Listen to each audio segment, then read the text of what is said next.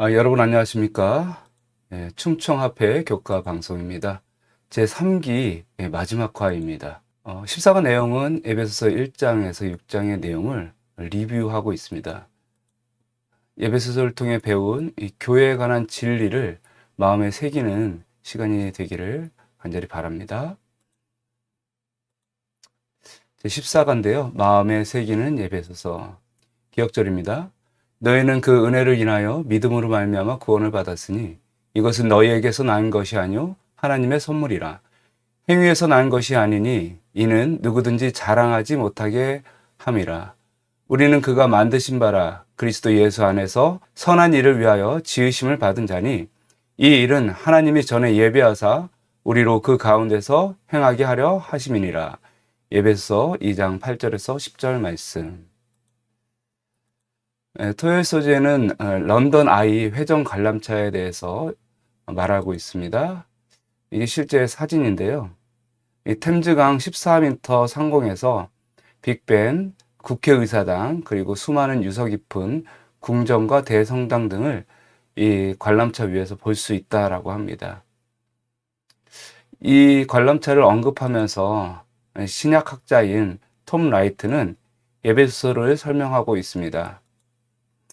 에베소서에는 런던 아이처럼 바울의 나머지 서신과 연결되어 있다. 이 책은 바울 서신 중 가장 길거나 방대한 분량은 아니지만 숨막히는 전체의 풍경을 한눈에 보여준다. 회전차가 돌아갈 때마다 우리는 주제들을 하나씩 전망해 볼 수 있다. 맞습니다. 에베소서는 복음이 무엇인지 온 우주적 그 의미를 우리에게 설명해 줄 뿐만 아니라 복음이 우리 안에서 어떻게 일하고 복음으로 말미암아 구원받은 사람들이 어떻게 하나님의 영광을 위하여 살지를 설명해 주고 있습니다. 창세 전부터 있었던 그 복음의 내용이 현재는 어떻게 이루어지고 있고 또한 미래에 어떻게 성취될 것인지 완벽하게 다 보여주는 것이 바로 에베소서의 내용입니다. 그래서 결론의 내용을 보시면 에베소서에는 창세 전부터 예비된 구원의 계획에서 영광의 미래에 이르는 구원의 역사를 포괄적으로 살펴볼 수 있게 한다. 그리스도의 고귀한 희생은 신자들의 모든 행동의 모본과 근거가 된다. 그리스도로 인하여 우리를 갈라놓던 장벽은 무너지고 교회는 하나로 연합하며 화평을 위한 쟁투에 참여해 하나님의 영광을 온 우주에 널리 알린다. 1월 소주부터 살펴보겠습니다. 그리스도 안에서의 복받음. 1월 소재는 에베소서 1장의 내용을 다시 리뷰하고 있습니다. 1장 3절에 보면 그리스도 안에서 하늘에 속한 모든 신령한 복을 우리에게 주시되 라고 되어 있습니다. 하나님께서는 그리스도를 통하여 구원의 계획을 세우셨고 또한 그 구원의 계획을 반포하셨습니다. 이것은 역사 전체를 포괄하는 내용이었습니다. 그것은 창세 전에 시작되었고 이 평화의 은원으로 말미암아 창조가 이루어지고 구원의 계획이 이루어졌던 것이죠. 1장 4절에 보면 곧 창세 전에 그리스도 안에서 우리를 택하사라고 되어 있습니다. 13절에 보시면 그 안에서 예수 그리스도 안에서죠. 너희도 진리의 말씀 곧 너희의 구원의 복음을 듣고 그 안에서 또한 믿어 약속의 성령으로 인침을 받았으니 라고 되어 있습니다. 우리의 삶에서 경험되는 모든 구원은 이미 창세전에 우리에게 약속된 것이고 지금 성취되고 있는 구원의 경험임을 이야기하고 있습니다. 또한 마지막 때에 그 구원은 완전하고 또 영광스럽게 성취될 것입니다. 에베소서 1장 10절에 보시면 하늘에 있는 것이나 땅에 있는 것이 다 그리스도 안에서 통일되게 하려 하심이라. 그 능력이 그리스도 안에서 역사하사 죽은 자들 가운데서 다시 살리시고 하늘에서 자기의 오른편에 앉히니. 결국 우리는 그리스도 안에서 다시 살아나서 부활하고 하늘로 승천하셔 하나님의 보좌 우편에 앉는다라고 말하고 있습니다. 그래서 1장 23절에 교회는 그의 몸이니 만물 안에서 만물을 충만케 하시는 자의 충만이니라. 높은 산 정상 봉우리에서 이 세상을 봤을 때 그 모든 것들이 한눈에 싹 보입니다. 에베소서 1장에는 우리를 아주 높은 곳으로 올려서 이 구원의 전체의 조명을 우리에게 보여주고 있습니다. 월요일 소주에서는 에베소서 2장에 대한 내용인데요. 2장을 이렇게 보시면 그리스도께서 우리를 통해 하신 일에 대한 구체적인 일을 이야기하고 있습니다. 2장 4절에 긍휼에 풍성하신 하나님이 우리를 사랑하신 그 큰 사랑을 인하여 라고 되어 있고요. 허물로 죽은 우리를 그리스도와 함께 살리셨고 너희가 그 은혜로 구원을 얻은 것이다 라고 되어 있습니다. 또한 함께 일으키사 그리스도 예수 안에서 함께 하늘에 앉히시니 라고 되어 있습니다. 결국 그리스도를 통해서 하신 일은 무엇인가? 그것은 그리스도의 부활에 동참하는 것이고 함께 승천하는 것이고 보좌에 앉게 되는 것입니다. 결국 그리스도와 연합하여 우리는 살게 될 것이고 또한 하늘로 승천하게 될 것을 이야기하고 있습니다. 그래서 그리스도와 연합함으로 말미암아 우리는 다른 성도들과 연합하여 살게 될 것을 이야기하고 있습니다. 10절에 보시면 그러므로 우리는 그의 만드신 바라 그리스도 예수 안에서 선한 일을 위하여 지으심을 받은다니. 우리가 구원받은 것은 또 하늘에 승천하게 될 것은 이 선한 일을 위하여 그렇게 구원을 받고 창조된 것이다 라고 말하고 있습니다. 또한 그 선한 일이란 무엇인가? 형을 위한 일이다. 중간에 막힌 담을 그리스도께서 하셨으니 그것을 우리가 그리스도와 연합함으로 이 땅에서 누릴 뿐만 아니라 또한 성취해 나가야 한다라고 말하고 있습니다. 19절에 보시면 그러므로 이제부터 너희가 외인도 아니요 손도 아니요 오직 성도들과 동일한 시민이요 하나님의 권속이다. 22절에 너희도 성령 안에서 하나님의 거하실 처소가 되기 위하여 예수 안에서 함께 지어져 가느니라. 그리스도와 연합되고 또한 성도와 연합됨으로 우리는 하나님이 거하시는 성전이 되는 것이죠. 그 중심에 누가 계시냐면 예수님께서 우리와 함께 계시고 있습니다. 영감의 교훈에는 이렇게 표현하고 있습니다. 그리스도를 개인의 구주로 받아들이는 모든 사람들은 복음의 진리와 그것이 생애에 비치는 구원의 능력을 나타내야 한다. 하나님께서는 그것을 성취할 수 있는 대책을 마련하지 않고는 아무것도 요구하지 않으신다. 우리는 그리스도의 은혜를 힘입어 하나님이 요구하시는 것은 무엇이든지 이룰 수 있다. 하늘의 모든 부요함이 하나님의 백성을 통해 나타나야 한다. 너희가 가시를 많이 맺으면 내 아버지께서 영광을 받으실 것이요 너희가 내 제자가 되리라. 우리는 그리스도와 연합함으로 하늘의 모든 축복이 우리에게 임할 뿐만 아니라 이 땅에서 다른 모든 사람들에게 그 복을 끼치는 귀한 사람들입니다. 화요일 소지에 보시면 우리는 살아계신 하나님의 교회라고 되어 있는데요. 이 에베소서 3장의 내용을 이야기하고 있습니다. 하나님의 교회의 일원이 되는 것이 왜 그렇게 기쁘고 중요한 일인가? 그것은 비밀을 간직하고 있기 때문인 것입니다. 에베소서 3장에는 창세 전부터 감춰졌던 비밀의 경륜을 설명하고 있는데요. 3장 9절에 영원부터 만물을 창조하신 하나님 속에 감추었던 비밀의 경륜이 어떠한 것을 드러내게 하려 하심이라. 이 비밀은 하나님께서 먼저 계획을 하셨던 비밀입니다. 또한 11절에 보시면 우리 주 예수 그리스도 안에서 예정하신 뜻대로 하신 것이다 라고 되어 있는데 그 예수님을 통해서 그 계획이 성취되었다. 4절에 보시면 이 비밀을 누가 깨달았냐면 사도 바울이 깨닫습니다. 이것을 읽으면 그리스도의 비밀을 내가 깨달은 것을 너희가 알 수 있으리라. 사도 바울은 이 계획의 후사가 되었습니다. 8절에 보시면 모든 성도 중에 지극히 작은 자보다 더 작은 나에게 이 은혜를 주신 것은 측량할 수 없는 그리스도의 풍성을 이방인에게 전하게 하시고 그래서 사도 바울은 이 비밀의 계획 이것을 다른 사람에게 전하도록 하나님께 사명을 받았다라고 그렇게 말하고 있습니다.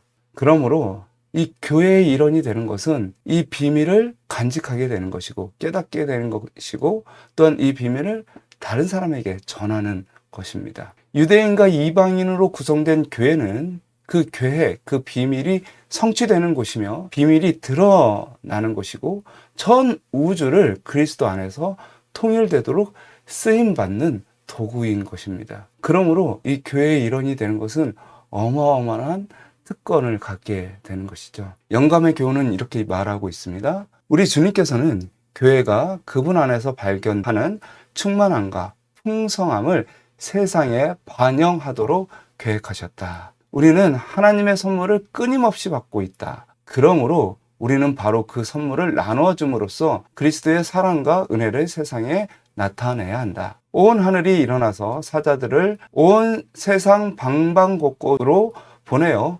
구속의 사업을 진척시키고 있는 동안 살아계신 하나님의 교회 역시 그리스도와 동역하는 기간이 되어야 한다. 스웨스지입니다. 스웨스지는 하나된 믿음이라는 제목으로 우리에게 에베소서 4장에 있는 말씀을 다시 리뷰하고 있습니다. 그러므로 주 안에서 갇힌 내가 너희를 권하노니 너희가 부르심을 입은 부름에 합당하게 행하여 모든 겸손과 온유로 하고 오래 참음으로 사랑 가운데서 서로 용납하고 서로 인자하게 하며 불쌍히 여기며 서로 용서하기를 하나님이 그리스도 안에서 너희를 용서하신과 같이 하라. 여기에서 이야기하는 것은 서로 돌아보라 라고 하는 것입니다. 서로 돌보라. 서로를 위해서 함께 기도하고 서로를 용납하고 서로를 믿고 의지하면서 온전히 하나가 되라 라고 하는 것입니다. 아버지와 아들과 성령님은 하나이십니다. 그래서 예수님께서 겟세마네 동산에서 기도하실 때 우리가 하나인 것처럼 그들도 우리와 하나가 되게 해달라고 말씀하여 주셨습니다. 그것은 하나님께서 이 창조 세계를 만드신 최종적인 목표입니다. 하나됨이죠. 하나됨. 이 4장에서 아주 핵심적인 구절은 바로 연합입니다. 형 안에 매는 줄로 성령이 하나 되게 하신 것을 힘써 지키라. 이미 이 하나됨은 예수 그리스도로 말미암아 우리에게 선물로 주신 것입니다. 그렇기 때문에 죄된 인간들은 그리스도께서 우리로 온전히 하나 되게 하신 그 선물을 함께 지켜가면서 노력을 할 필요가 있다라고 말하고 있습니다.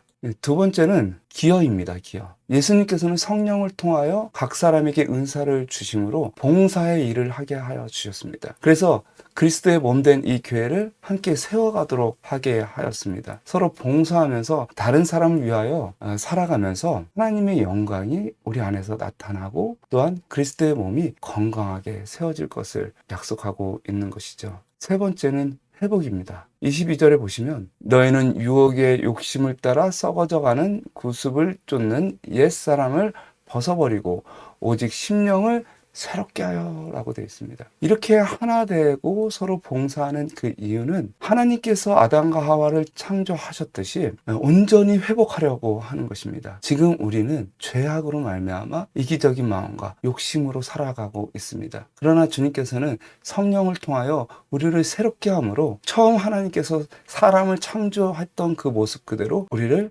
다시 재창조하려고 하는 것입니다. 그 내용을 아주 구체적으로 에베소서 4장은 다루고 있습니다. 영감의 교훈은 이렇게 말하고 있는데요. 사도는 그의 형제들에게 그가 그들에게 제시한 진리의 능력을 그들의 생애에 나타내도록 권면한다. 겸손과 온유, 오래 참음과 사랑으로 그들은 그리스도의 품성과 그분의 구원의 축복을 수범해야 할 것이었다. 몸이 하나이요, 성령이 하나이요, 주도 하나이요, 믿음도 하나일 뿐이다. 모든 신자들은 그리스도의 몸의 지체로서 동일한 정신과 동일한 소망으로 활기를 얻는다. 28일 목요일 소지입니다. 받은 은혜를 따라 은혜를 나누는 자라고 되어 있는데요. 에베소서 5장에 있는 말씀입니다. 그러므로 사랑을 입은 자녀같이 너희는 하나님을 본받는 자녀가 되고 그리스도께서 너희를 사랑하신 것 같이 너희도 사랑 가운데서 행하라. 너희가 전에는 어둠이더니 이제는 주 안에서 빛이라. 빛의 자녀들처럼 행하라. 하나님의 은혜와 용서를 받은 사람은 반드시 다른 사람에게 나눠주는 사람이 됩니다. 에베소서 5장은 쾌락을 위한 삶과 또한 가족과 타인을 위한 삶을 비교하고 대조하면서 우리에게 말하고 있습니다. 당연합니다. 주님의 은혜를 받은 사람은 당연히 그 은혜를 나누면서 살아가죠. 이 땅의 쾌락과 나의 욕심과 이기심을 만족시키면서 살아가는 사람은 없습니다. 두 번째, 이런 모든 일은 빛의 자녀로서의 삶이라고 하는 것입니다. 이 빛의 자녀라는 것은 죄로 말미암아 하나님의 은혜와 용서를 깨닫지 못하고 알지 못하기 때문에 많은 사람들이 어둠 속에서 살아가고 있음을 말하고 있는 것입니다. 예수님께서 우리에게 사랑을 보여주심으로 하늘의 빛을 깨닫게 하여 주셨습니다. 그러므로 그 빛을 깨달은 사람들은 어둠에 속한 자가 아니라 많은 사람에게 하늘의 빛을 알게 하는 것이죠. 그런 사람들은 술 취함으로 쾌락으로 살지 않습니다. 매일 하나님과 동행함으로 성령 충만한 삶을 살아갈 것입니다. 이것은 마치 남편과 아내가 정말 진심으로 사랑하고 평생도록 함께 하듯이 마치 남편과 아내가 갖는 아주 밀접한 결합이 있는 것처럼 그리스도와 교회, 각 개인의 삶은 그렇게 밀접한 관계를